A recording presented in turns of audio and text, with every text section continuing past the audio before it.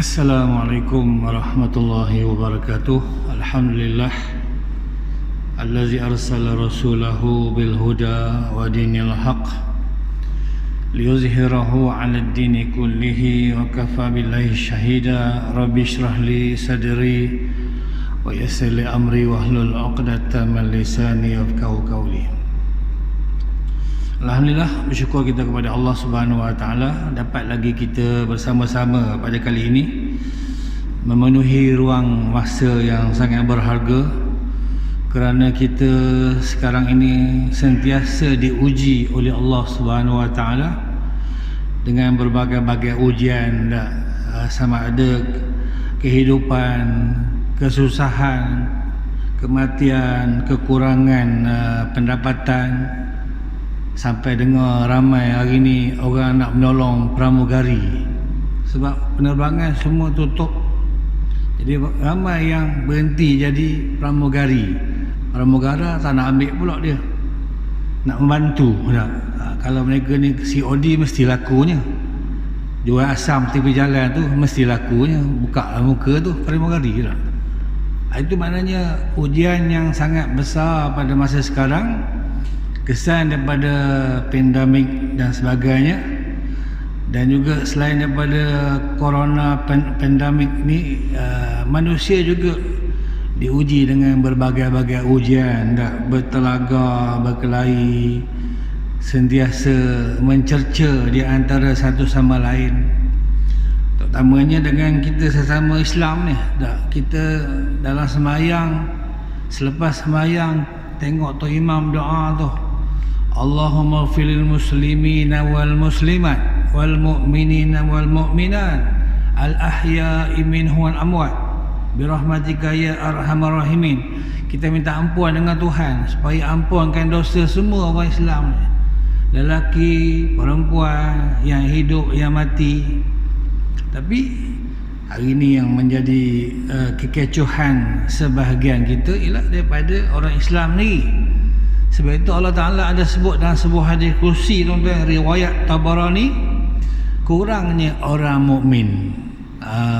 Orang Islam ramai tapi orang mukmin dah kurang. Islam dengan iman dibeza, tuan-tuan. Islam ramai tapi yang beriman ni kurang. Pergilah luar negara, nanti pelacur datang, dia kata Muslim, Muslim saja tak jadi hal, tapi kalau Muslim praktik dia tinggal. Maknanya orang yang mengamalkan Islam. Setakat nama saja, dah punya ramai orang Islam di dunia ni, tapi yang jadi masalahnya mereka tidak menghayati ajaran yang dibawa oleh Nabi kita Muhammad sallallahu alaihi wasallam. Apatah lagi nabi-nabi yang ada pada masa dahulu, kaum dia juga lagi teruknya. Mereka tidak menghiraukan ajaran yang dibawa oleh nabi-nabi mereka. Itu terutamanya kalau nak sebut di sini kaum Nabi Nuh. Kaum Nabi Nuh, tuan-tuan, punya dahsyatnya. Hari kiamat nanti akan dipanggil Nabi Nuh AS, ya Nuh, adakah engkau telah menyampaikan dakwah dan tanggungjawab engkau kepada kaum kau? Kata Nabi Nuh, ya Allah, saya sudah tunaikan semua tanggungjawab dan dakwah saya kepada semua umat saya.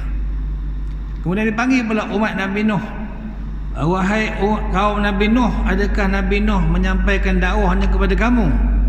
Kata kaum dia, tak ada lalu, tak nampak pun Nabi Nuh. Tengok jahatnya kaum dia tak? Sebab itu yang naik bahtera Nabi Nuh pada masa itu tak sampai 100 orang. Tapi bila Allah Ta'ala panggil kaum dia tak mengaku, maka dipanggil satu kaum. Rupa-rupanya kaum itu ialah kita lah, kaum Nabi Muhammad sallallahu alaihi wasallam, supaya menjadi saksi kepada kaum Nabi Nuh ni.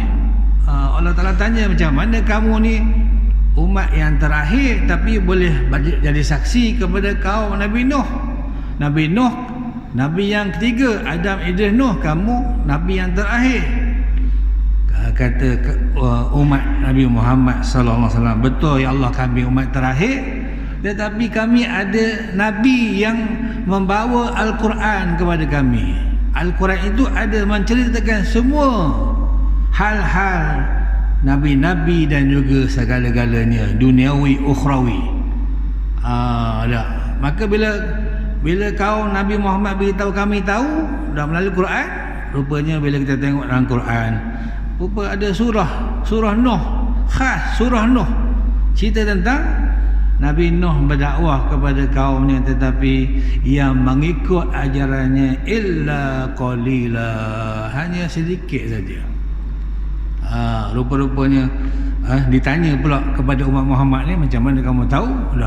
Rupanya Allah Ta'ala beritahu, wa kadzalika ja'alnakum ummatan wasata litakunu syuhada 'alan nas liyakuna rasul 'alaikum syahida. Rupanya Allah Ta'ala jadikan kita ni umat Muhammad sebagai saksi, ummatan wasata, umat terbaik, menjadi saksi kepada umat-umat yang lalu.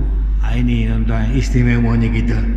Walaupun istimewa, Allah Ta'ala masih beritahu kurangnya orang mukmin, kurangnya orang yang beriman. Yaqulullahu Ta'ala yaumal qiyamah, ya Adam kum fajahiz min zurriyatik tis'ami'atin wa tis'ina ilan nar wa wahidan ilal jannah. Fabaka ashabuh faqala irfa'u ru'usakum fawallazi nafsi biyadihi ma ummati fil illa kasya'ratil bayda fi jildati thawril aswad. Hadis Tabrani tadi daripada Abu Darda radhiyallahu anhu. Ini kita kongsi mengajar di masjid-masjid ni tuan-tuan, bukan benda kita reka-reka, ada hadis, ada ayat Quran. Ini kadang-kadang ada segelintir golongan dia kerjanya mengentang je. Dia buat benda-benda yang dilaknat oleh Allah Subhanahu Wa Taala. Sebab itu al-ulama warasatul anbiya. Ulama ni mewarisi kerja nabi-nabi. Nabi-nabi dah tak ada dah. Mereka tolong menjalankan tugas-tugas nabi yang dah wafat. Bukan kita gunakan statement daripada kita sendiri, tapi benda tu dah diturunkan oleh Allah Ta'ala melalui Nabi kita, sama ada hadis kursinya, hadisnya, dan juga ayat-ayat suci Al-Quran. Cuma bagaimana penyampaian dan juga penerangan mereka saja yang kadang-kadang mungkin ada yang tidak selesa lah. Sebenarnya tak selesa tu lah. So umpama kita makan sambal, tak ada sambal, tak terasa pula sedap makan. Bila ada sambal memang terasa pedas, kita rasa taubatlah tak nak makan, tapi hari esoknya nak sambal lagi. Ini tuan-tuan, Allah Ta'ala mengingatkan kepada kita kurangnya orang mukmin, seperti mana disebutkan dalam hadis kursi ini daripada Abu Darda. Allah Ta'ala berfirman pada hari kiamat, hai Adam, bangkitlah. Maknanya hari kiamat mula-mula sekali Allah suruh bangkit datuk kita dulu, Adam AS. Bangkit, siapkanlah 999 keturunanmu. Itu nombor 999. Panggilan kecemasan tu. Ambulansnya, bombanya, apa lagi, segala kecemasan 999. Polis. Rupanya ada kaitannya dengan hadis kursi daripada Allah Subhanahu Wa Taala. Siapkan 999 untuk ditempatkan dalam neraka, dan satu saja di antara mereka akan ditempatkan dalam syurga. Bayangkan tuan-tuan, 1000 orang, seorang je syurga, 999 ke neraka. Ketika Nabi menerimanya, berita itu menyampaikan kepada para sahabat, Nabi menangis tersedu-sedu. Demikianlah para sahabat yang lain turut menangis. Bayangkan 1001 je. Lalu Nabi bersabda, angkatlah kepala kamu wahai sahabat-sahabatku ataupun umat Nabi Muhammad. Rupanya walaupun 1001, tetapi berbeza dengan umat Nabi Muhammad sallallahu alaihi wasallam dibandingkan dengan umat-umat Nabi dulu. Umat aku, kata Nabi, hanyalah bagaikan sehelai bulu putih yang terdapat pada kulit lembu jantan yang berbulu hitam. Lembu tu maknanya wanita, ada selai je warna putih. Itulah umat Nabi Muhammad sallallahu alaihi wasallam. Katanya sikit sangat kita yang akan masuk ke neraka nak banding dengan umat-umat dahulu, terutamanya umat Nabi Nuh alaihissalam. Apa ramai umat dia. Dahlah Nabi Nuh tu umurnya 1000 tahun. Berdakwah saja 950. Kalau 950 berapa ramai umatnya? Kita Nabi kita 63 tahun je. Pun dah ramai dah apa tak lagi kaum Nabi Nuh alaihissalam. Tapi yang ikut ajaran Nabi Nuh tak sampai 100 orang. Begitu juga kaum Nabi Musa alaihissalam. Berapa ramai yang memerangi Nabi Musa. Pemerintah dia Fir'aun pun, bapa angkat dia pun serang dia. Ramai yang terpengaruh dengan Fir'aun, tapi yang ikut ajaran Nabi Musa pun tak ramai juga. Rupa-rupanya tuan-tuan, umat-umat dahulu 1000 seorang saja yang masuk surga. Bila tengok kepada umat Nabi Muhammad sallallahu alaihi wasallam, rupanya kita tak termasuk 1000 tu satu. Kita yang paling ramai yang masuk syurga. Dengan syarat kita menghayatilah ajaran yang dibawa oleh Nabi sallallahu alaihi wasallam. Jangan kita bakar pula Quran macam orang Yahudi pula, macam orang kafir pula, macam orang Israel pula. Mereka bakar, mereka memang golongan yang kafir, tapi walaupun mereka bakar di sana, di sini ada yang menghafaz Al-Quran, di sini ada yang mengalunkan Al-Quran, kerana di dunia ini memang kita dicuba, diuji oleh Allah Ta'ala. Siapa-siapa yang bertindak di luar batasan Allah, tunggu pada hari kiamat nanti mereka akan dimasukkan ke dalam neraka yang sangat kita geruni. Umur kita 60-70 tahun, di sana hanya sejam setengah, sejam 50 minit ya. Kerana sehari di akhirat 1000 tahun di dunia, mana tahan kita. Sebab itu pandemik corona, denggi sebagainya hanya sikit tuan-tuan. Hanya kecil saja nak dibandingkan dengan kesengsaraan yang akan menimpa kita pada hari kiamat. Nanti pada hari kiamat Allah Ta'ala memanggil Nabi untuk memberitahu sesuatu kepadanya. Bukan setakat Nabi, semua sekali akan dipanggil. Tak apa-apa yang buat amal baik, bila dipanggil oleh Allah, selamat dia. Tapi kalau dia buat amal yang tak baik, masa itulah betapa malangnya dia. Dipanggil oleh Allah Ta'ala, segeralah menyambut panggilan itu. Dan Allah Ta'ala memberitahu, siap-siaplah untuk mentaatinya, memerintahkan kepada Nabi untuk mengumpulkan anak cucu keturunannya, iaitu Adam AS. Dan setiap 1000 orang, 999 orang dimasukkan ke neraka dan seorang sahaja dimasukkan ke syurga. Semoga, kata pengarang ni, kita termasuk golongan yang sedikit itu. Walaupun ramai, kita minta kita orang sikit tu lah. Sama juga dengan orang perempuan. Ramai perempuan Nabi tengok yang masuk neraka. Jangan jadi kumpulan ramai tu, jadi kumpulan yang sikit, kita masuk syurga. Sebab orang perempuan memang senang nak masuk syurga. Dan Nabi beritahu apa? Orang perempuan ni tunaikan sembahyang,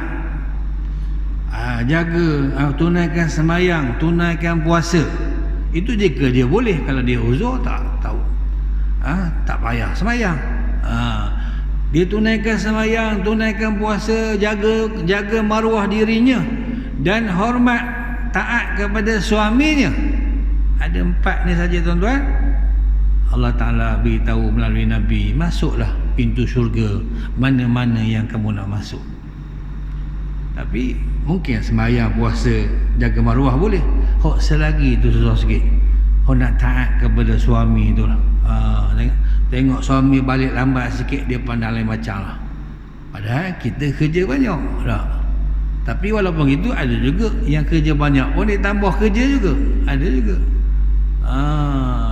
Ini maknanya dia kena tengok dengan sebaik-baiknya, terutamanya dalam soal taat kepada suami, khususnya jika malam Jumaat macam ni.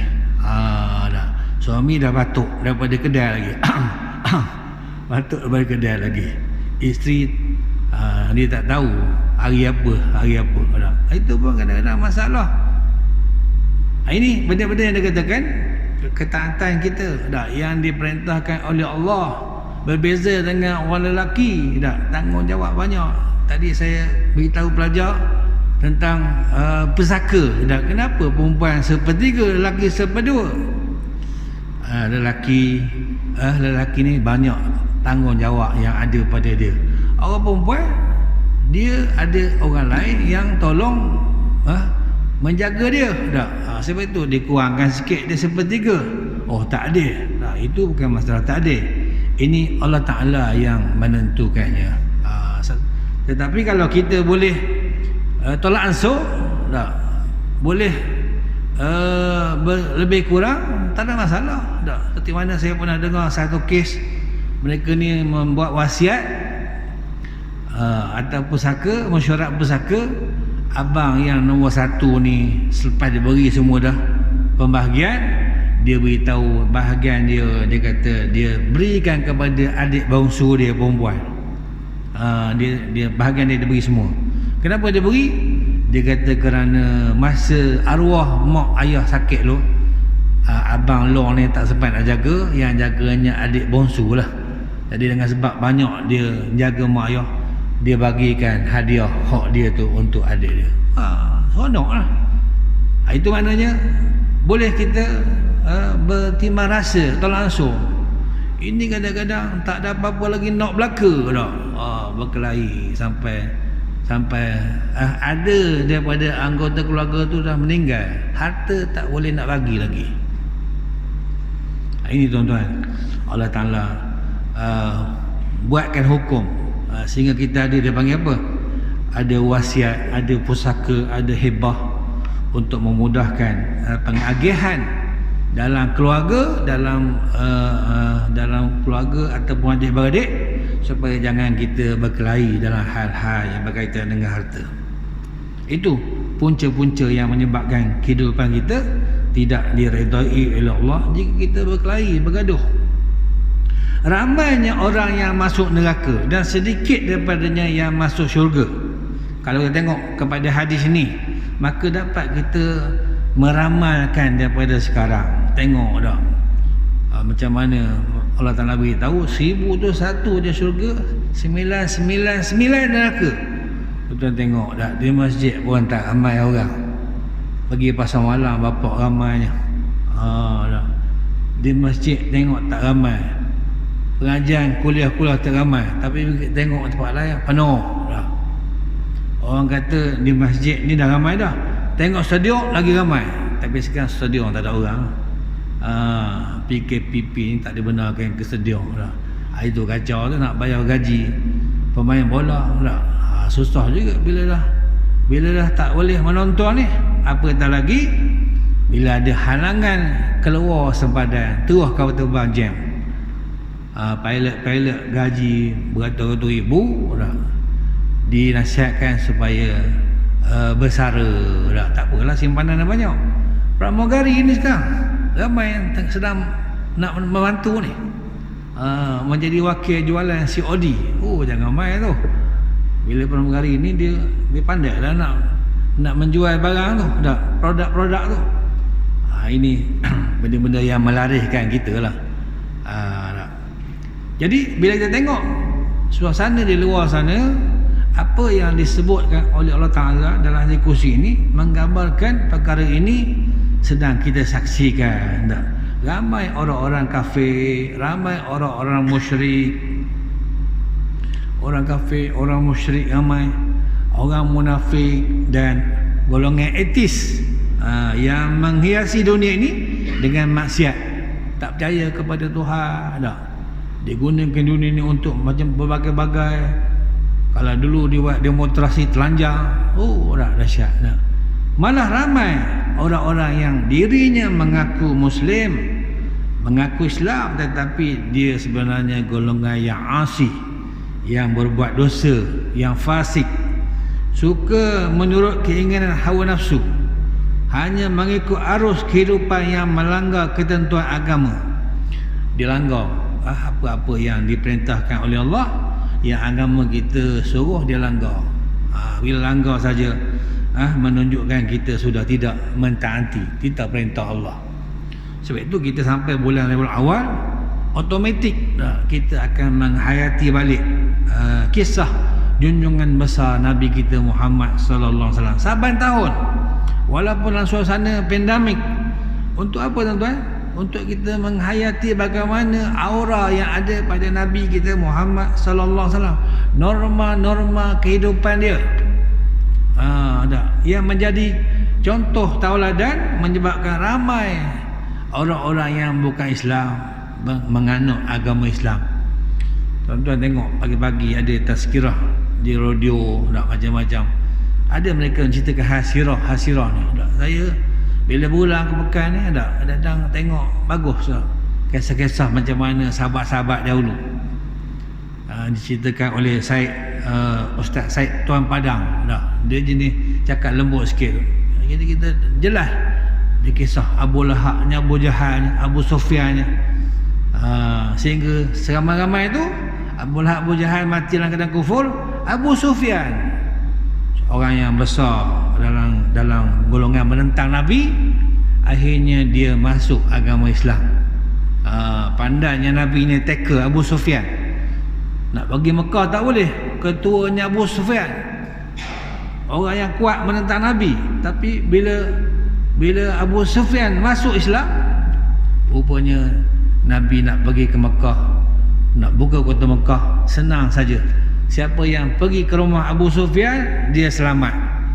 Tapi rumah Abu Sufyan tak besar. Nabi beritahu pula, siapa pergi ke masjid selamat, siapa pergi ke rumah orang-orang Islam selamat. Akhirnya Mekah dapat ditawan oleh orang-orang Madinah melalui hubungan ikhwah, tanpa menggunakan peperangan.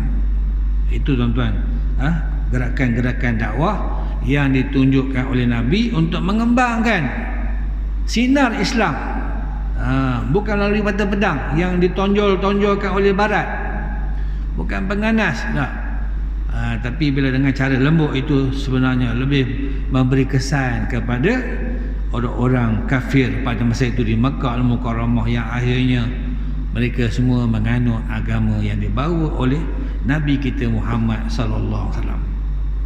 Jadi ramai yang dirinya mengaku Muslim, beragama Islam, tetapi di zaman sekarang ada yang terlibat dengan golongan fasik. Fasik ni tuan-tuan golongan jahat lah. Kita baca surah sejarah pagi esok nak.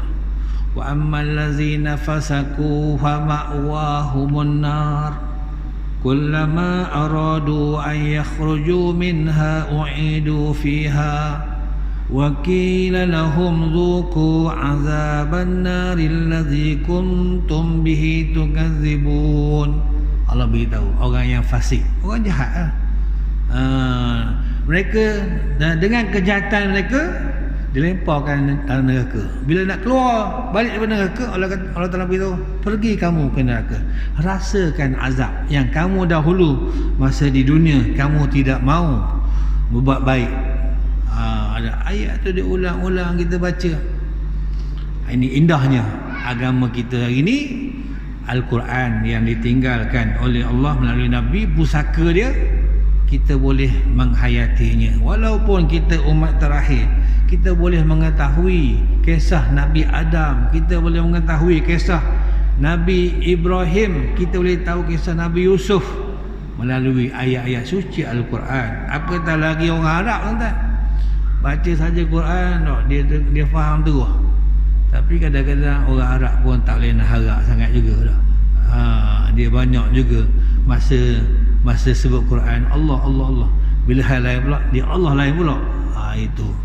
Pergi pula ke hala Sungai Nil sana, kita pergi umrah dah, pakej punya naik atas kapal Sungai Nil.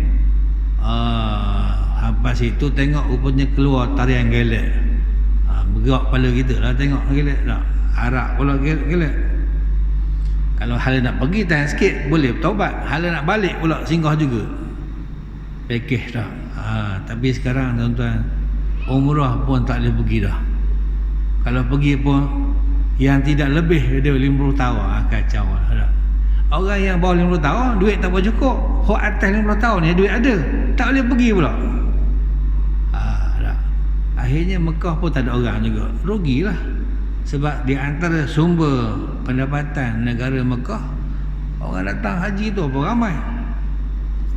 Orang-orang Mekah tuan-tuan, dia punya income dia cukup dengan musim haji je.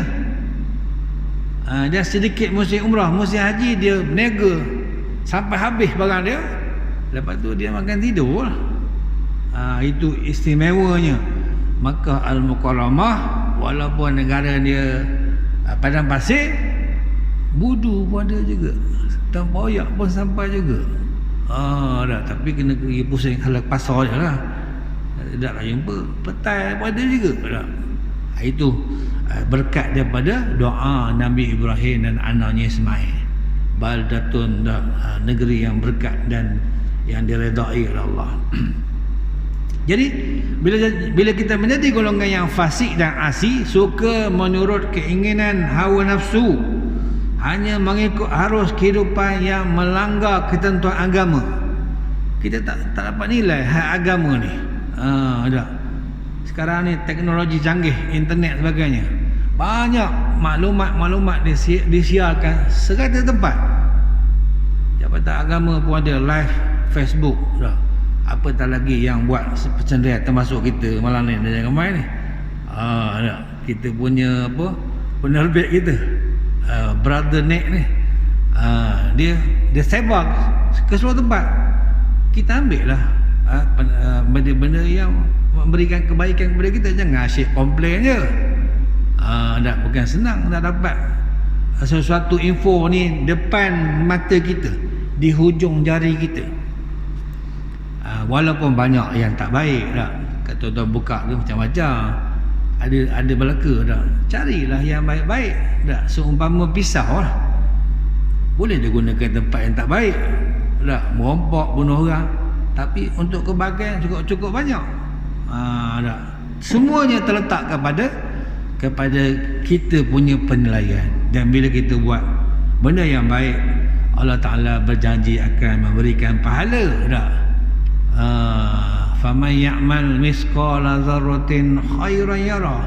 Siapa yang buat amal yang baik walaupun sikit akan diberikan pahala. Begitu juga orang yang buat benda tak baik, jangan ingat Tuhan biarkan, dia tetap juga akan dibalas. Di antara mereka yang dimasukkan ke dalam neraka, ada yang kekal di dalamnya.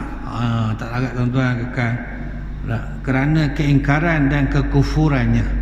Sebab itu masa hidup ni dia bagi ruang kepada kita seluas-luasnya untuk kita bertaubat. Tapi nak bertaubat ni bukan senang, mesti ada kesedaran. Tengok zaman Bani Israel bunuh 99 orang. Kita ni mana ada bunuh-bunuh orang ni. Dosa kita tak sampai tahap bunuh. Zaman Bani Israel 99 orang bunuh. Tapi walaupun 99, tiba-tiba datang gerak hati dia nak minta ampun dengan Tuhan. Dia pergi jari rojok guru-guru ni. Tapi walaupun rojok guru-guru, ada guru-guru yang agak keras sikit. Jadi bila keras sikit, hikmah ni kurang, marahlah orang ni, dia bunuh pula kawan tu, mati. Jadi 100. Bila 100, tapi dia masih nak lagi taubat, cari lagi. Rupa-rupanya dia bertemu dengan guru yang boleh memberikan sentuhan kepada dia. Dia kata, awak ni dosa sampai 100 orang bunuh dah. Banyak dosa awak ni. Tetapi kalau awak betul-betul nak bertaubat, Allah Ta'ala tetap akan menerimanya. Kerana banyak dalam hadis beritahu, dosa kita sebesar bumi, Allah Ta'ala ampunkan sebesar bumi. Dosa kita sebesar langit, diampunkan sebesar langit. Artinya asalkan kita nak bertaubat. Akhirnya yang pembunuh tadi dia kata dia nak taubat juga ke mana pun. Maka guru ni beritahu, awak mintalah ampun sebenar-benarnya, taubatan nasuha, tetapi jangan tinggal di kampung ni, kena pindah ke kampung lain. Sebab kampung ni orang dah kenal belakang awak pembunuh. Nak mengetik sekali pun tak berani. Kan mengetik-ngetik apa dibunuh pula sekarang. Awak tak boleh duduk sini, awak kena pindah tempat lain. Tempat lain orang mana kenal. Pergi Muazzam orang tak kenal dah. Apatah lagi pergi ke Bali lagi tak kenal. Hanyai orang tak kenal. Dah. Jadi dia pun pergilah. Rupa-rupanya dalam perjalanan mati dia, meninggal. Dah lama dah, umur banyak mana dah. Jadi bila meninggal tu, Allah Ta'ala hantarkan Jibril untuk ukur mana yang paling hampir tempat nak pergi tu. Ada pendapat mengatakan dipendekkan, didekatkan tempat-tempat yang tuju tu. Sebab Allah Ta'ala beritahu ukur mana jarak. Kalau jarak mana lebih hampir, di situlah tempat dia akan dapat anugerah. Kalau nak pergi tempat taubat lebih hampir, jadi taubatnya diterima. Tapi rupa-rupanya Allah Ta'ala singkatkan, pendekkan tempat nak tuju tu, maka Jibril ukur rupanya dekat tempat yang dia nak pergi, tempat taubat tu, maka dia menjadi ahli syurga. Ini tuan-tuan, besarnya pengampunan yang diberikan oleh Allah. Sebab itu nanti pada hari kiamat ada di antaranya dimasukkan neraka kekal di dalamnya, wal'iyadzubillah, kerana engkar dan kufurnya. Ada pula di antaranya yang tinggal untuk sementara waktu yang agak lama sesuai dengan penyelewengan yang telah dilakukan. Dia menyeleweng teruk sangat. Ada pula golongan yang dihukum untuk tinggal di neraka dalam waktu yang pendek. Walau pendek, tuan-tuan jangan rasa tak apa pendek lah. Sebab sehari saja sana 1000 tahun di dunia. Mana tahan kita tak? Kita atas dunia ni umur nak sampai 1000 tahun.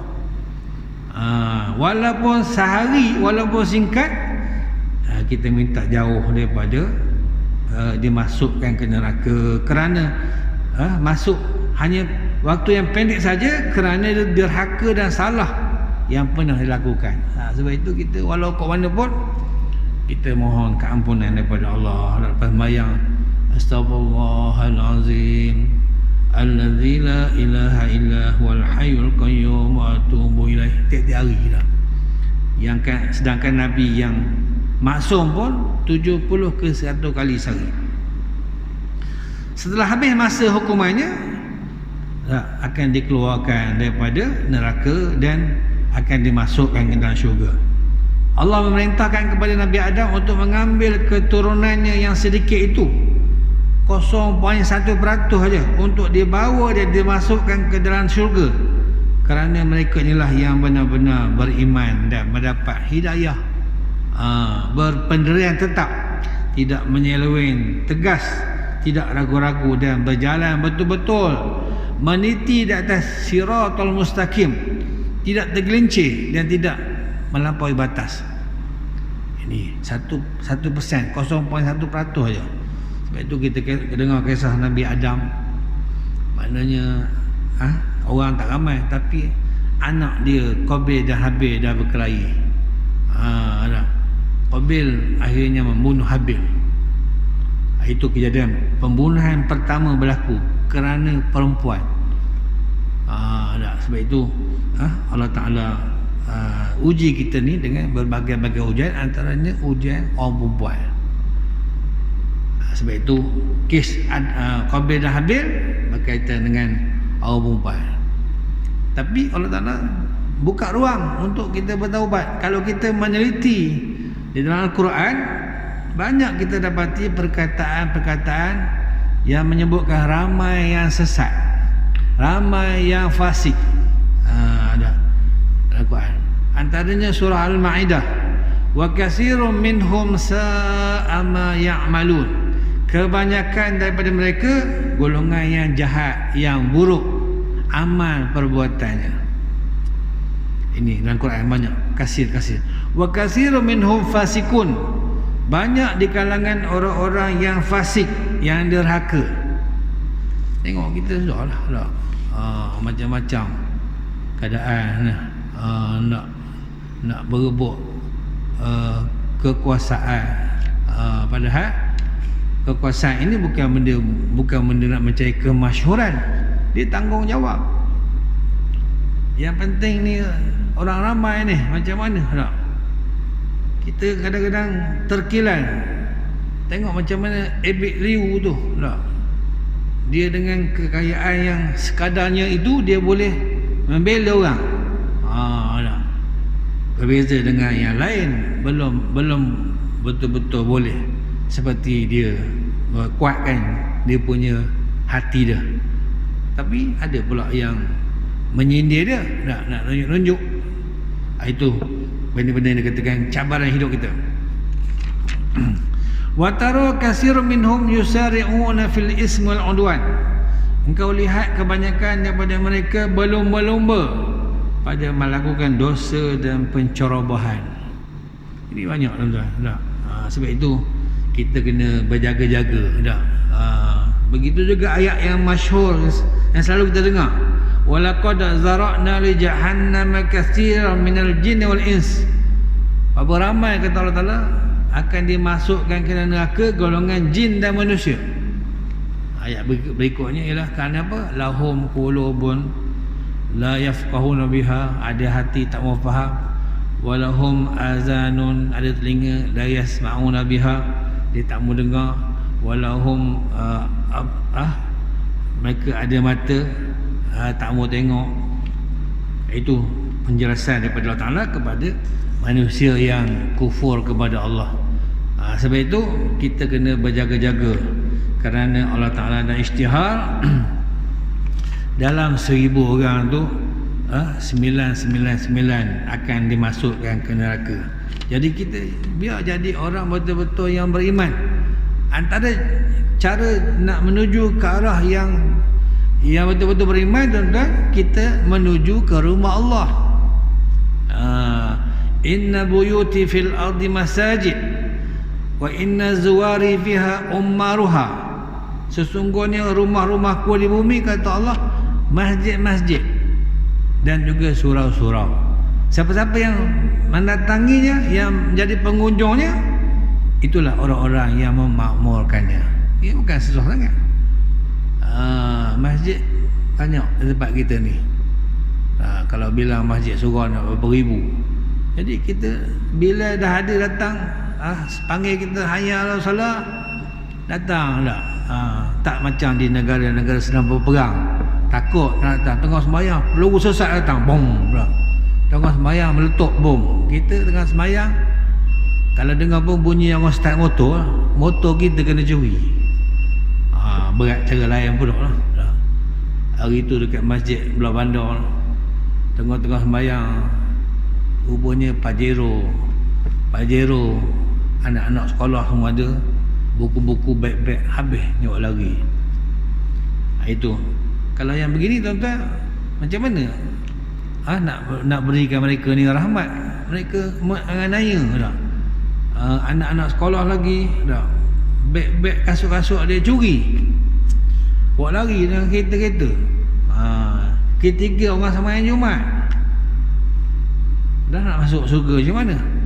Punya tabung-tabung masjid yang congkirnya. Dah. Jadi banyak sangat golongan-golongan yang al-fasikun, yang jahat. Maka sama-sama kita betulkan landasan kita menuju ke jalan-jalan yang Allah redha, terutamanya rumah-rumah Allah. Kerana Allah Ta'ala dah beritahu, innama ya'muru masajidallah man amana billahi wal yawmil akhir. Siapa-siapa yang memakmurkan, meramaikan, menghidupkan rumah-rumah Allah, masjid-masjid, hanyalah orang-orang yang beriman kepada Allah dan juga yang beriman kepada hari kiamat. Katanya nak dapat istiqamah masjid surau ni, antaranya kita percaya kepada Allah, hari kiamat, barulah kita boleh tunaikan sembahyang. Dan bila tunai sembahyang, dia ada kaitan dengan zakat. Wa ataz zakata. Sembahyang dia berkait dengan zakat. Sebab itu orang yang sembahyang insya-Allah dia akan keluar zakat. Orang yang tak sembahyang payah nak keluar zakat. Sebab itu dia berkait wa aqimus solah wa atuz zakah. Selalu ayat ni ada beriringan.